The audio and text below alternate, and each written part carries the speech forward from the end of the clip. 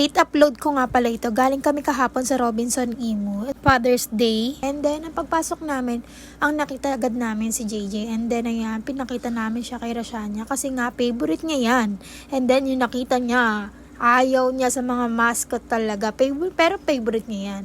Ang hindi ko lang alam, pag mascot na si JJ, ayaw niya talaga. Makikita niyo sa mukha niya dyan na ayaw niya talagang magpahawak kay JJ o magpa-picture man lang. Grabe yung mukha niya dyan. Ayaw niya talaga kay JJ na mascot. And then, ayan, lakad kami kasi naghanap kami na makakainan namin. Makain sana kami sa Subway kasi ang daming reserved na table na. And then, ayan, sa Chokstogo na nga lang kami nakakain. Hindi ko na nga lang napakita yung pagpasok namin dito.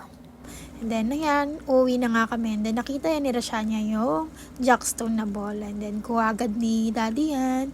And then, sa halagang 10 piso, meron ka na yan. Thankful ako kasi napakasaya nilang dalawa. Ayan, pinahabol niya pa kasi binatanisyan niya. Tapos, ayan nga, pauwi na nga kami. May mascot ulit. And then, ayaw nga talaga. Umiyak siya dyan kasi nga, napadaan kami ng Tom's World. Kaso nga lang, nabutan kami ng sarado. Buti na lang na wala na yung topak niya. And lakad kami kasi nga nakamotor kami pauwi. Papunta kami sa parking ng motor. And maulan nga pala yan yung time na yan. And then pauwi na kami. Ay na yung motor namin. Salamat sa panonood.